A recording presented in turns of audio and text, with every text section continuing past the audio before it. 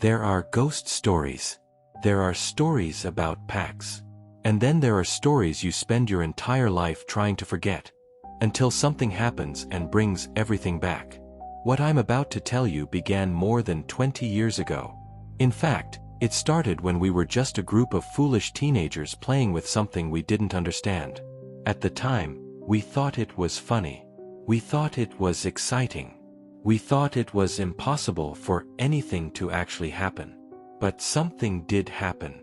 And 20 years later, one of my friends died. Maybe you think I'm connecting unrelated events. I would think the same, if I hadn't seen everything with my own eyes. It all started again one January afternoon when I received a call from an unknown number. Normally, I don't answer numbers I don't recognize. But this person was persistent. She called again just a few minutes later.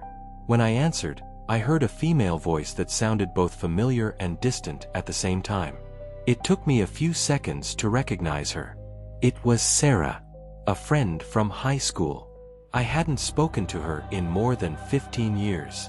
We talked briefly. Then she said something that made my stomach sink. Adrian was dead. He had taken his own life. For a few seconds, I couldn't respond. It was as if part of me had always known this would happen someday. Maybe because all of us had been expecting it. Maybe because, deep down, none of us had ever forgotten what we did that night. Sarah explained that the funeral would take place on Monday and asked me to be there. She also said something strange before hanging up. We need to talk about what happened 20 years ago. When the call ended, I sat staring at my phone for several minutes. Because I knew exactly what she was talking about. And I knew that sooner or later, this day would come. The funeral home was almost empty when I arrived. I remember every detail of that place. The silent parking lot. The cold lights. The distant hum of air conditioning units running. And most of all, the strange feeling that had been following me ever since I received the news. Michael was already there. Daniel was too. A little later, Alex arrived. All of them looked as though they were carrying the same weight. As if we were taking part in something bigger than a simple funeral. That's when I noticed something unusual. The candles near the coffin were extinguished. All of them. I asked Sarah if someone had put them out. She said they had tried to light them several times. But none of them stayed lit for very long. I found that strange. Very strange. But that was only the beginning. We spent hours talking. About work. Family. The old days.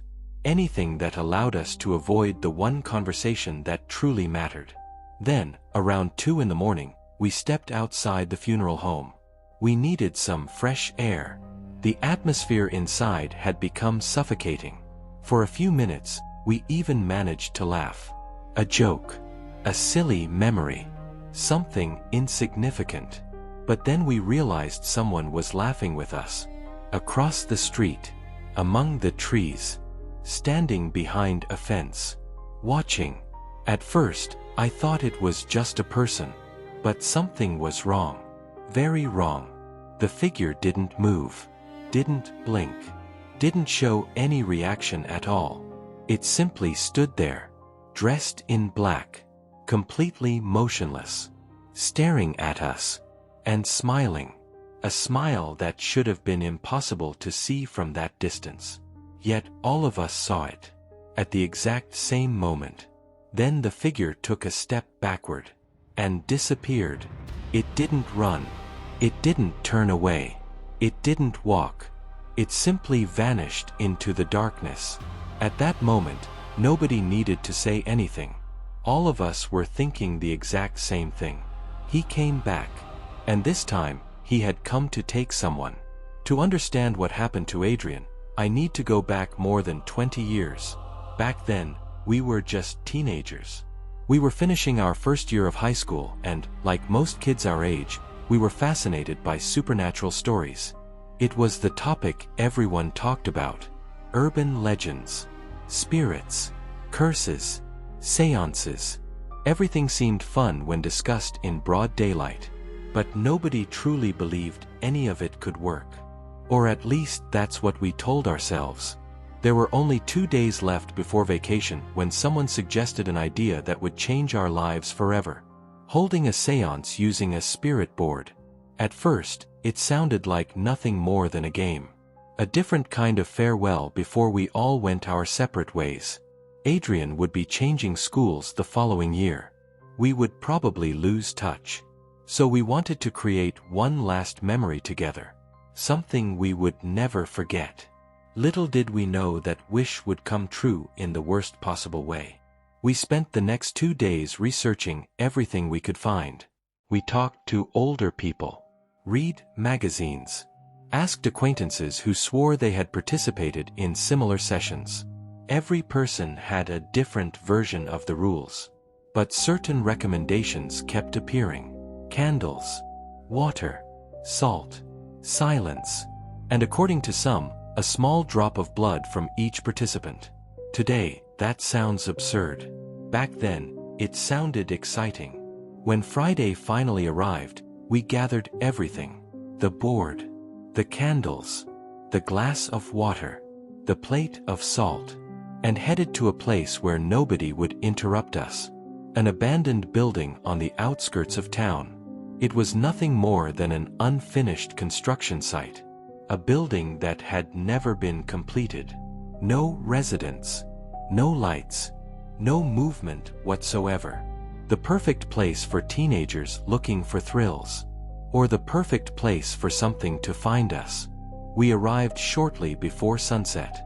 We chose an isolated room. Far from the road. Far from anyone else. We set everything up on the floor, lit the candles, and followed the instructions exactly as we had been told. I remember looking at my friends' faces illuminated only by the candlelight. They all seemed excited, nervous, but excited. None of us imagined that moment would mark the beginning of a 20-year countdown. And none of us imagined that something would actually answer. But something did. And the very first response completely changed the atmosphere of that place.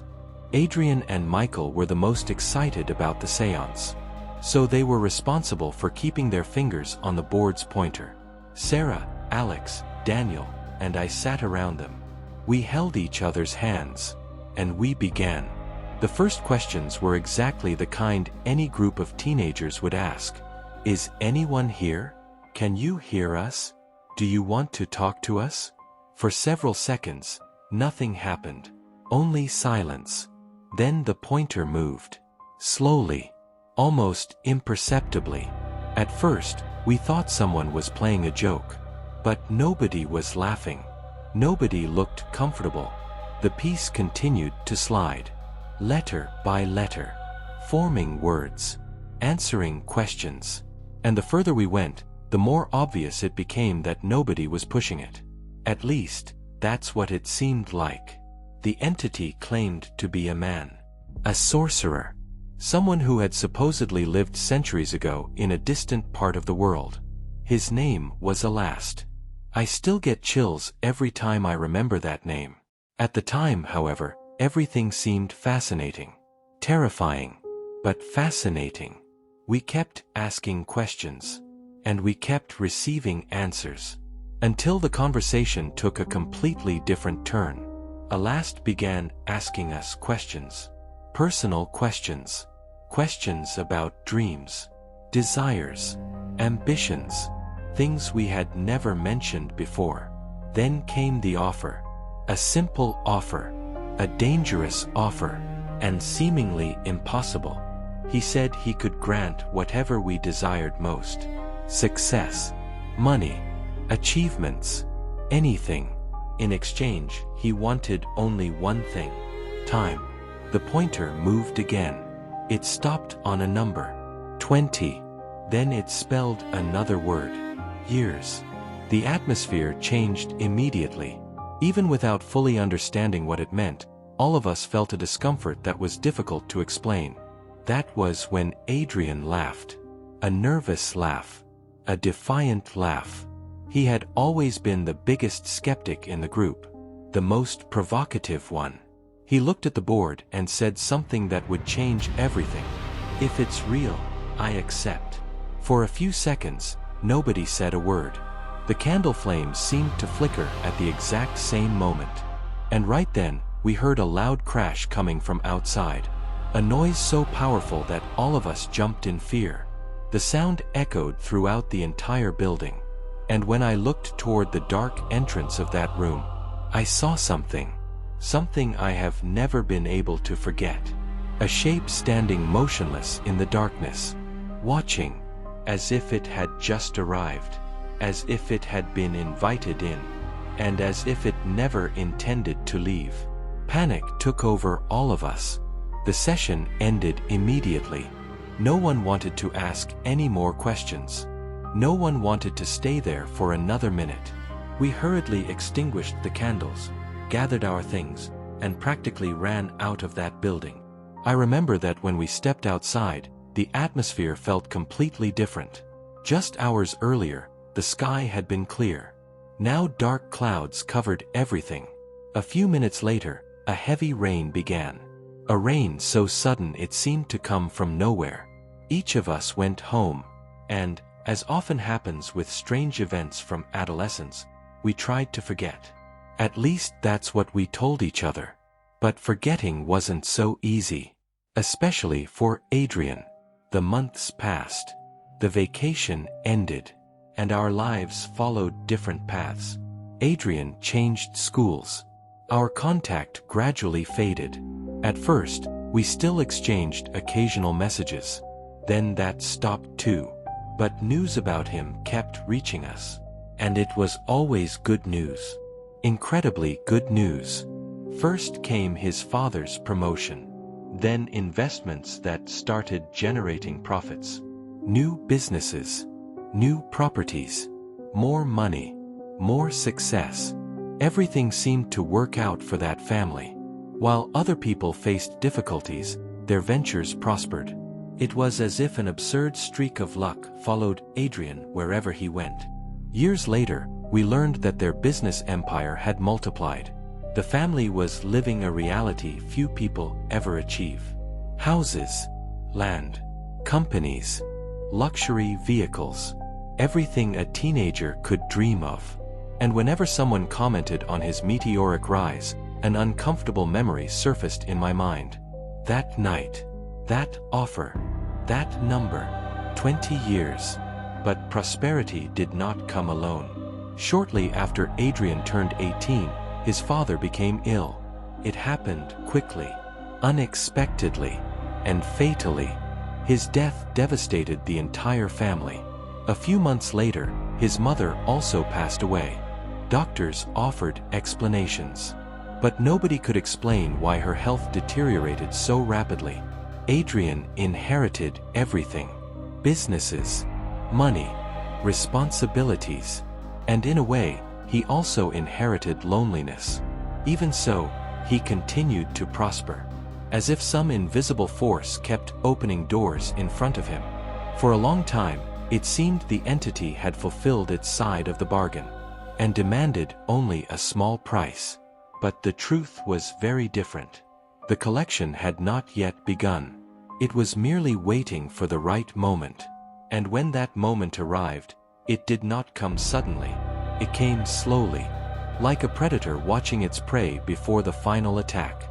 During the years that followed, only one person remained close to Adrian. Sarah. The two had always had feelings for each other. Something all of us had noticed since our teenage years. As time passed, they began dating. Later, they got married. For a while, it seemed they had finally found happiness. But it was precisely during that period that the first signs began to appear. Signs that no one could understand at the time. It all started with strange marks. Small pale patches appearing on Adrian's back. At first, they seemed like nothing more than skin changes. Nothing concerning. Doctors blamed stress. But Sarah always found that strange. Because at that point, Adrian had everything a person could want. Money, stability, recognition. So where could all that stress possibly come from? As the years passed, other events began to occur. None of them seemed frightening on their own, but together they formed a disturbing pattern. Candles would not stay lit near him. No matter the location, no matter the occasion, the flames simply went out. Sometimes within seconds, sometimes after a few minutes, but they always went out. Sarah tried to ignore it for a long time, until she realized it happened in almost every situation. Birthdays, celebrations, religious gatherings. It was as if something rejected any kind of light near him. Then came another blow. The couple discovered they could not have children. After numerous tests, they received the final diagnosis. Adrian was sterile. According to Sarah, that was the moment something changed inside him. Something broke. From that day forward, he became a different person. More aggressive, more distant, more impulsive. He began drinking excessively, attending parties constantly, making self-destructive decisions. The marriage slowly began to crumble. Arguments became frequent. Infidelity followed. And although she still loved him, Sarah no longer recognized the man she had married. Years later, they divorced. It was a painful decision, but an inevitable one. Even so, Sarah never stopped worrying about him. And perhaps that was exactly what allowed her to witness his final days. Because when the 20-year countdown finally came to an end, something awakened. Something that seemed to have been waiting ever since that night in the abandoned building. And this time, it was no longer watching from a distance. It was inside his house. According to Sarah, it all began just a few weeks after exactly 20 years had passed since that session. At first, the events seemed insignificant. Small incidents that could be explained by exhaustion, stress, or even imagination. But it soon became clear that it was something very different. One night, around 3 o'clock in the morning, Sarah received a call from Adrian. His voice sounded strange, tense, frightened. Something unusual for someone who had always appeared confident. He said he had suddenly awakened after hearing a hoarse voice whispering very close to his ear. So close that he thought he could feel the breath of that presence. Terrified, he opened his eyes and swore he saw a shadow quickly crossing the room toward the hallway. At first, he thought someone had broken into his house. He grabbed a flashlight and searched every room. He checked the doors, the windows, the alarm system. Nothing. Everything remained locked. There were no signs of a break-in. Even so, he couldn't fall asleep again. Sarah tried to calm him down. She said it was probably just a nightmare. A combination of anxiety and insomnia. The next morning, he seemed calmer. He talked about work, appointments, tried to behave normally. But that was only the beginning. The following night, at exactly the same time, Sarah received another call. This time, the fear in his voice was impossible to hide. Adrian said he had awakened to a horrible smell spreading throughout the house.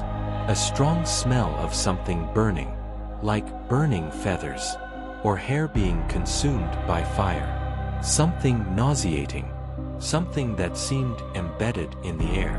At first, he thought an electrical appliance was on fire. He immediately got up. He followed the smell downstairs. And then he noticed a light shining beneath the kitchen door. A bright light, orange, as if there were a fire inside. He ran to the room, opened the door, and froze. In the middle of the kitchen, something was burning. Something surrounded by flames.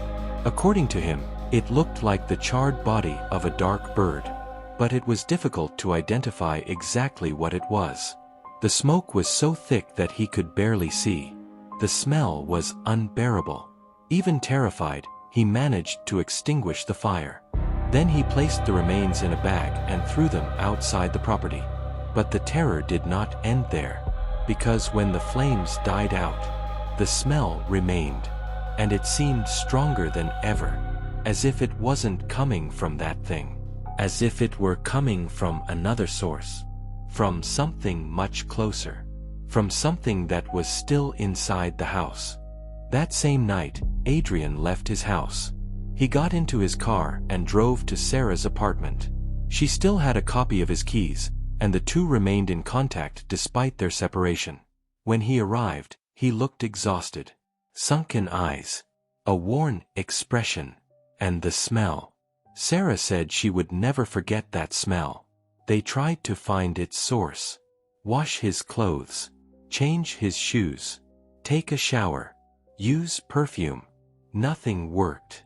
The odor remained, as if it were coming from his own skin, as if it had penetrated deep into his body. Over the following days, the situation worsened. Adrian began avoiding meetings, stopped going to the office, refused social gatherings. The shame and fear grew stronger each day. But something even worse was waiting for him. Shortly before Christmas, Sarah received another call. This time, at dawn. Adrian's voice was trembling. He asked her to come to his house immediately. When she arrived, she found him completely shaken. That was when he told her what had happened.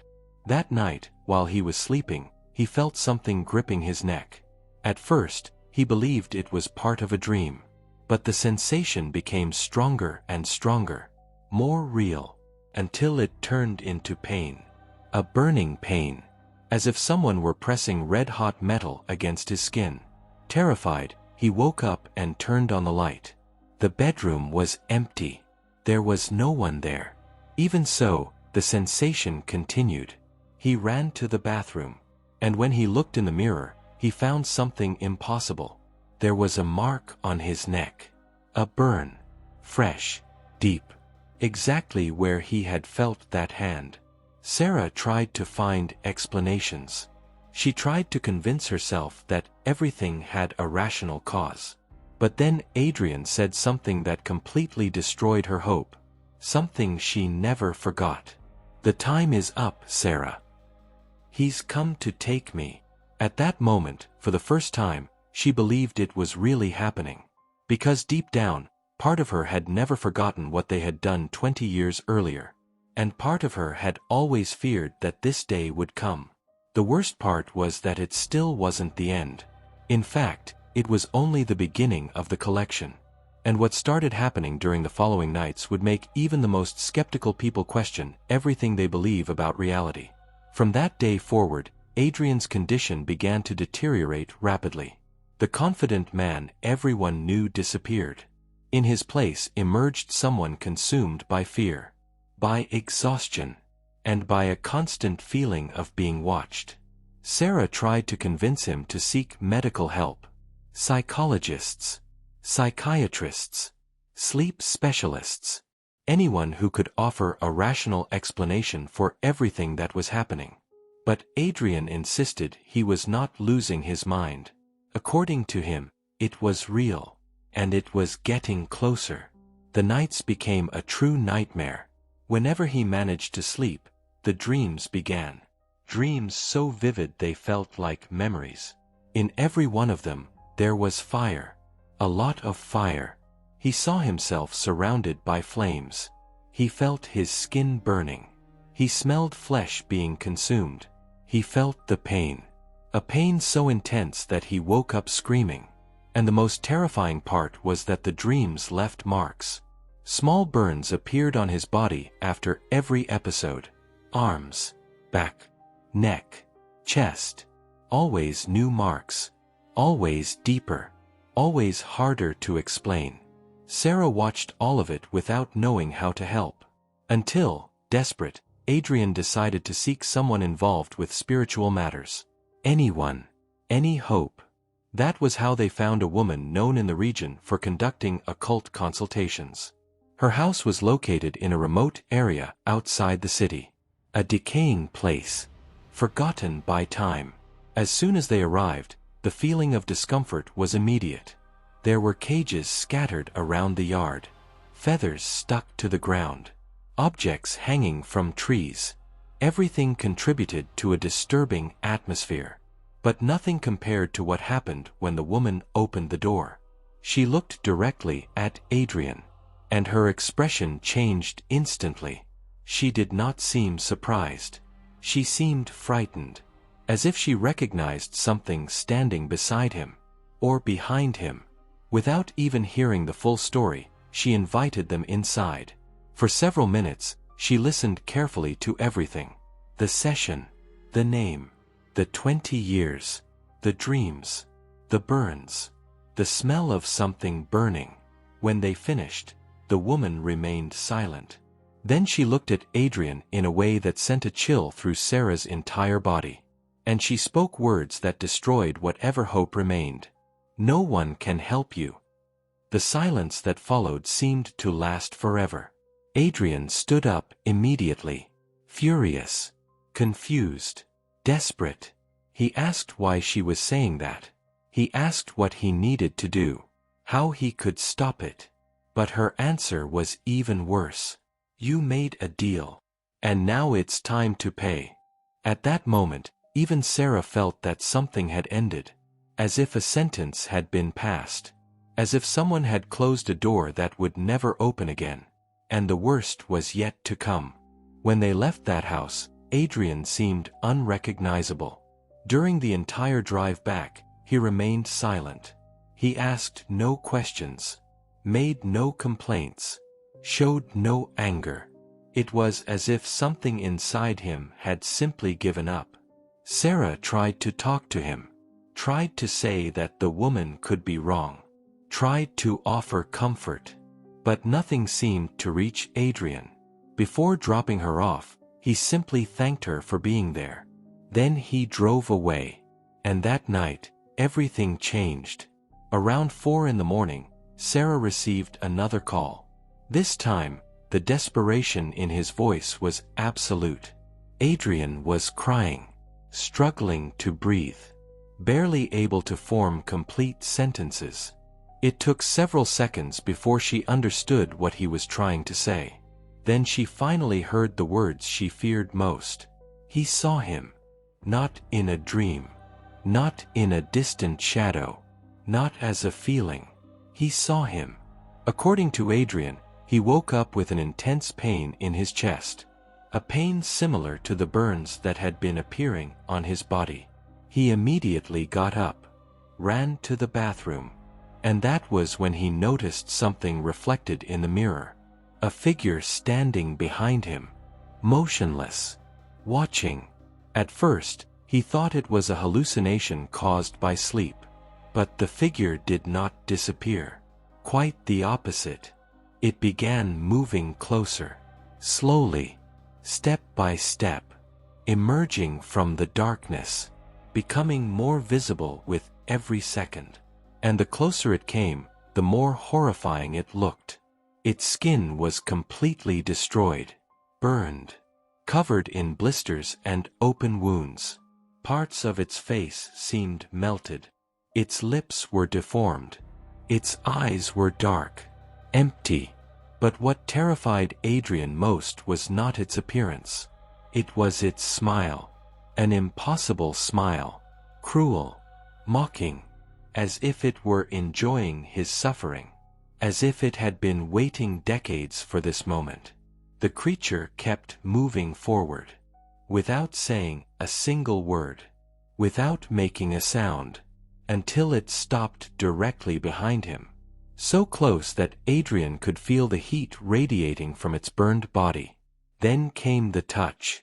A hand rested on his shoulder. And the pain was instantaneous. An unbearable pain, as if red-hot iron had pierced his flesh. He screamed, collapsed onto the floor, closed his eyes, and when he finally looked again, the creature had vanished. But the burn remained, marked into his skin, proof that it had not been a nightmare. And it was during that dawn that Adrian began to believe he would not survive. Perhaps because, for the first time, he realized that the thing pursuing him did not simply want to frighten him. It wanted to break him, little by little, until he willingly surrendered what it had come to claim. After that early morning, Sarah realized that time was running out. She no longer believed it was merely psychological. Too many things were happening. Things that made no sense. Things that could not be explained.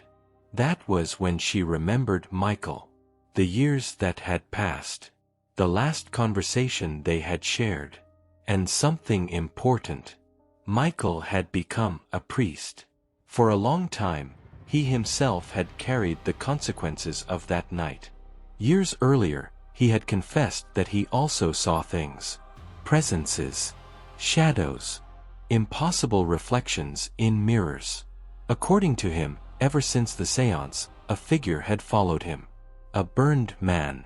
Always distant. Always watching. Never attacking.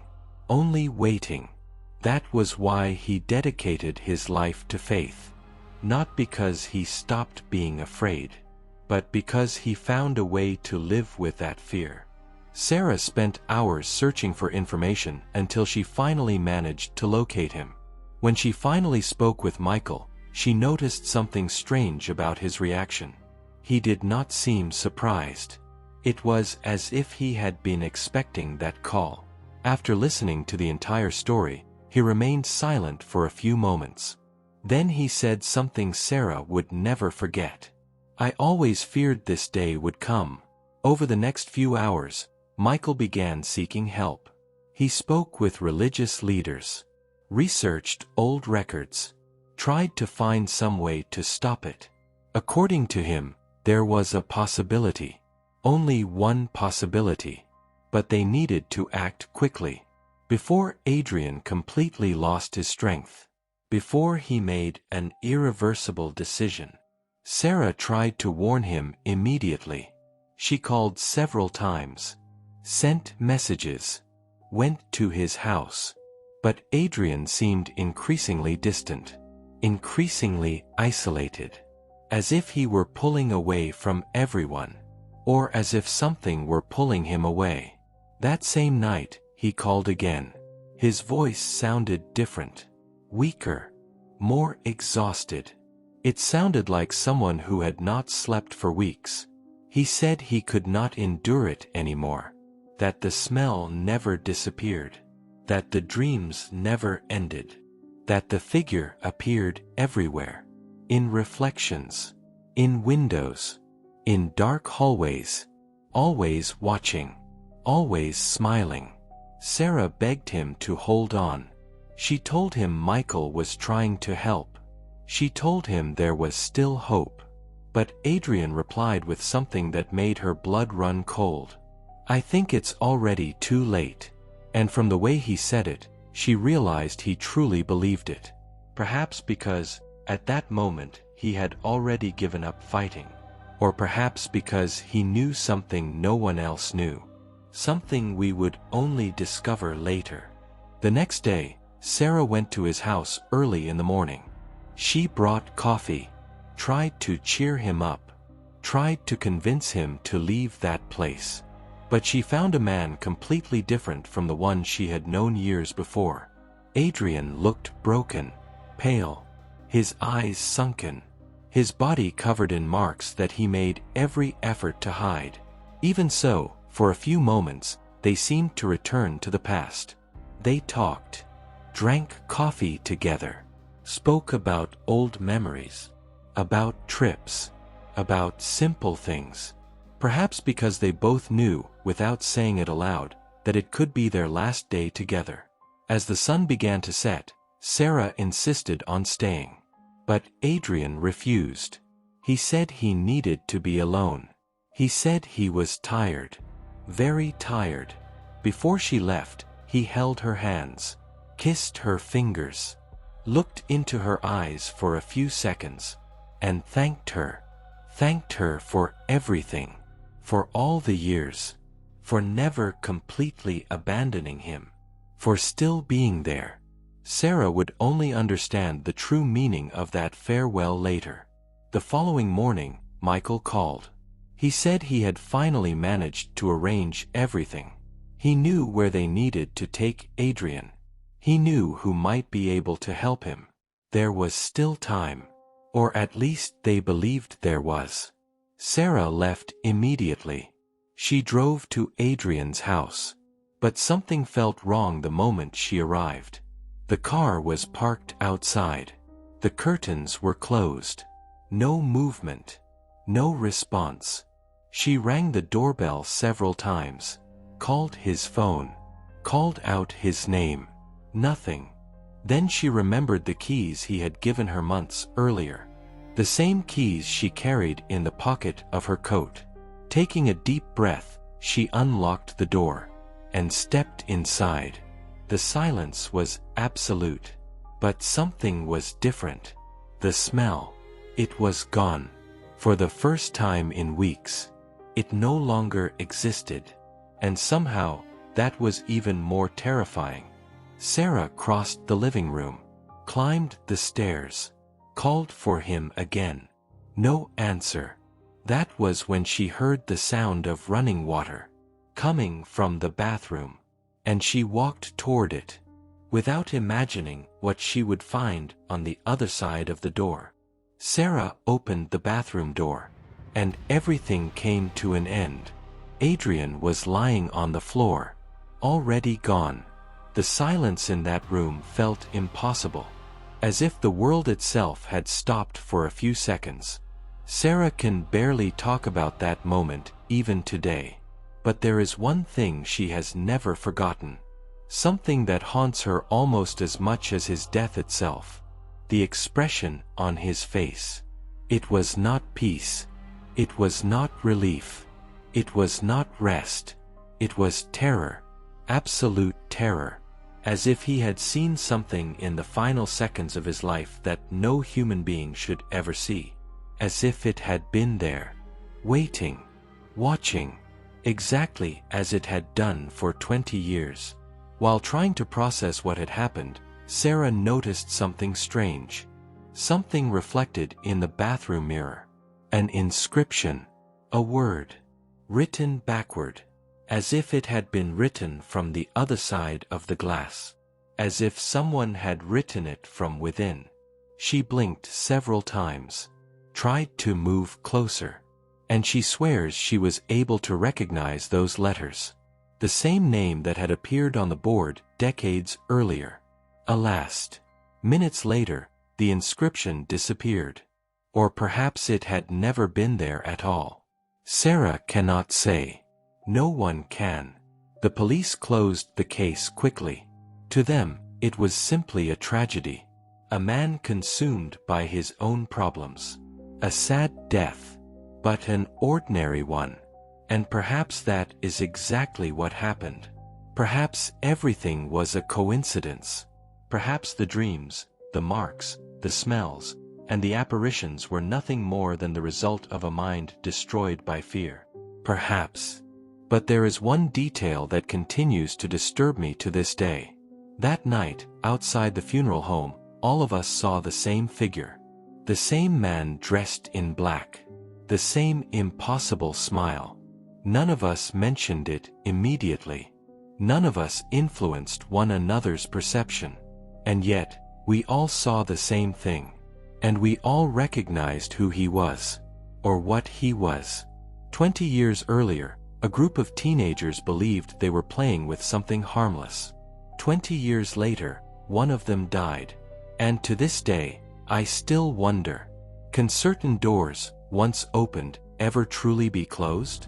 Or do some things simply wait, patiently, until the time comes to collect what they were promised?